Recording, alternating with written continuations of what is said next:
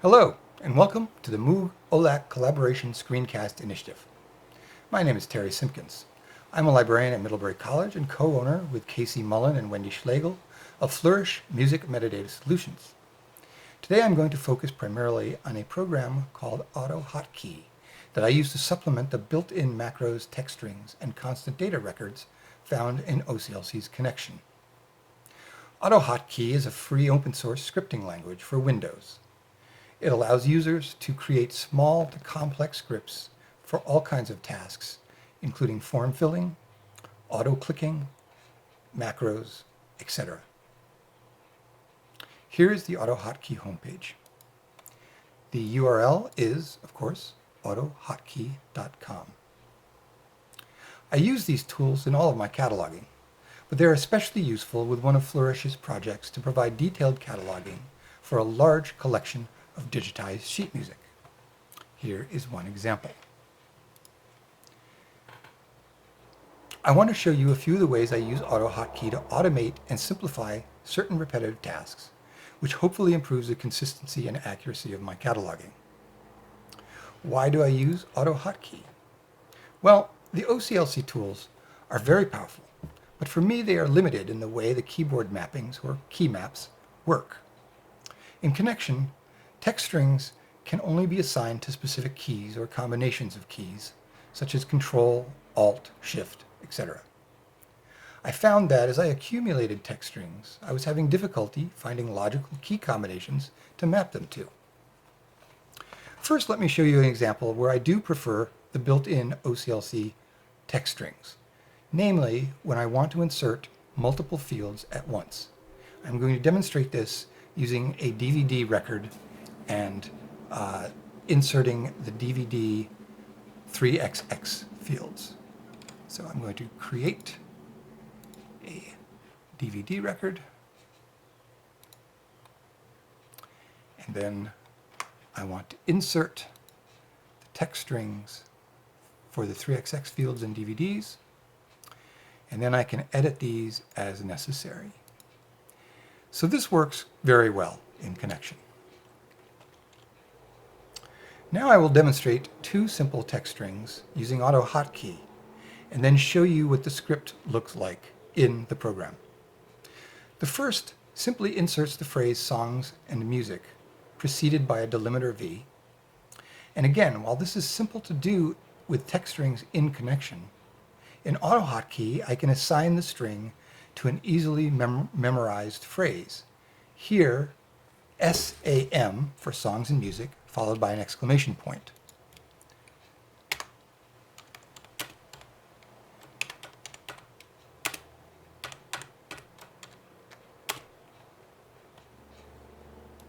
Here you go. The second example is for the relationship designator, arranger of music. I will use my name.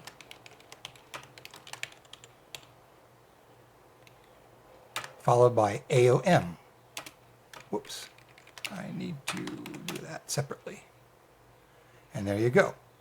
Again, I could do this in Connexion, but I could easily assign the phrase in AutoHotKey to the text string AOM.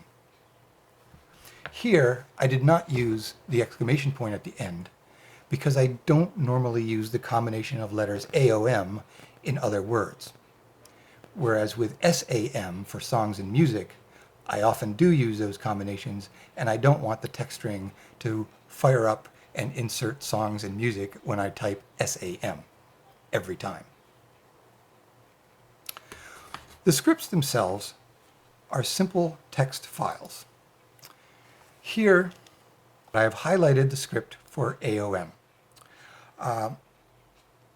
There's also extensive documentation online, including this beginner's tutorial that shows some of the symbols used with combination keys such as Control, Alt, Shift when you want to send those keys. Basically, the way this works is to assign one text string to a different text string. You start by having two colons. The text string that you want to use, in my case, AOM, 2 more colons, and then the text string that you want AOM to trigger. Here, comma, delimiter E, arranger of music, followed by a period. The only thing you have to worry about is if you want to send a semicolon in your string. Then you have to precede the semicolon by a special character, because otherwise AutoHotKey interprets the semicolon as a comment and it stops the script. I'm going to show you another way I use AutoHotKey in this sheet music cataloging project. One of the things that I want to do in this project is to provide detailed publisher addresses in the 264 field. Here I will show an example using the various addresses found for the Harry von Dilzer Publishing Company. First, let me show you the AutoHotKey script for this. And I need to find it.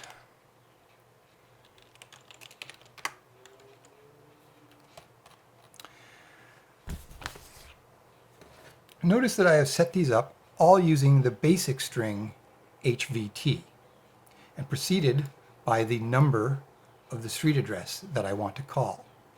So when I see a particular address on a piece of sheet music, I can simply type the street number followed by HVT, and it will insert for me the full address string. I have also, you'll notice, duplicated these with the number following HVT because I'm old and I don't want to remember even whether or not I place the number before or after HVT. Here are these strings in action.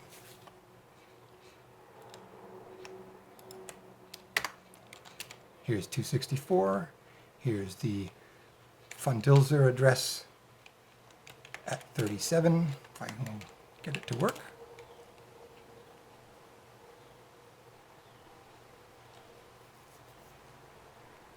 And here is another one at 125.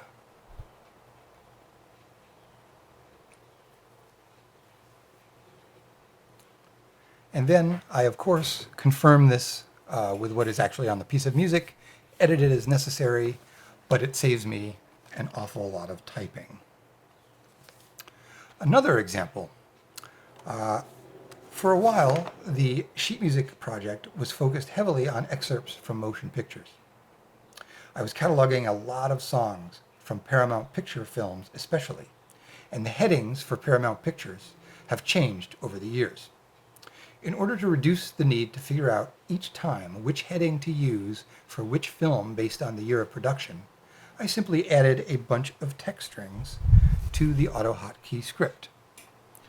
For example, if I wanted to use the Paramount heading for 1929, I could simply type para 29 exclamation point.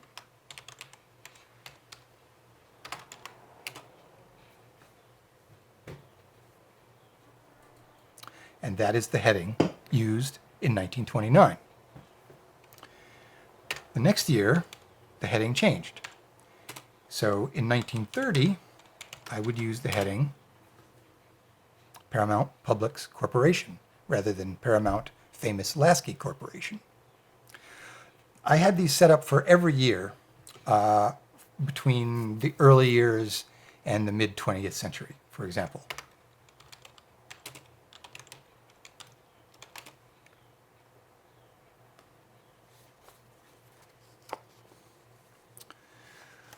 And here is what the script looks like.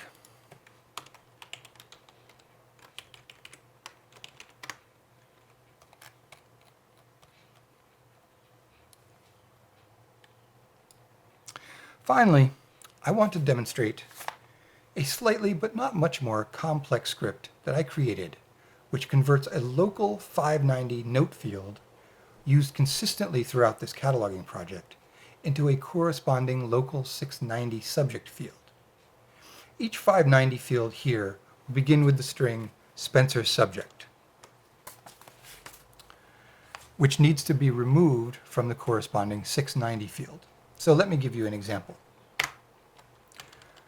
I might find Spencer subject composers Albert von Tilzer. To then create the corresponding field, I have the AutoHotKey script mapped to the keystrokes Control-Shift-5 for 590. It takes the 590 field, changes it to a 690, strips out the Spencer subject colon space, and I'm ready to go. I can use this with any 590 field. I put my name in there.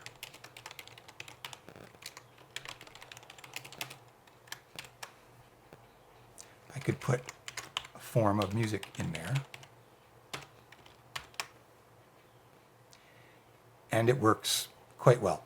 And it also makes sure that the 690 heading matches exactly the 590 heading, and as long as there are no typos in the 590 heading, there won't be any typos in the 690 heading as well. To close, I want to show you the script and just talk through how it works a little bit. So I'm going to get rid of all these fields except for this one. I'm going to call up the script.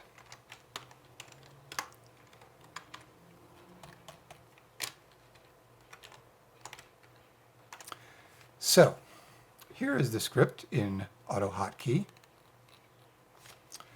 As I said, I have assigned this script to Control-Shift-5, and this is the language, the syntax to indicate that, followed by 2 colons, which then says send the rest of these keystrokes. So what this does, it sends first exclamation point, which is for the Alt key, Alt insert. So if I send Alt insert in Connexion, and then I send enter, and then I send Control V in Connexion, I paste a copy of the 590 field, and then I send home key, put the cursor at the beginning of the field, I send Control and the right arrow key, Control Shift right arrow key, and I send that 3 times. Control Shift 1, 2, 3. Then I send the delete key. Then I send left arrow 3 times. 2, 3. And then I send 6, 9, 0, tab, tab, and then the end key. And that is how I convert the 590 field, strip out the Spencer subject phrase, and insert a 690.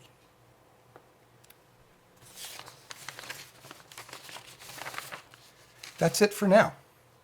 I hope you found this demonstration useful, and thank you for viewing this Moog OLAC collaboration screencast. My name is Terry Simpkins of Flourish Music Metadata Solutions, and stay safe out there. Thank you.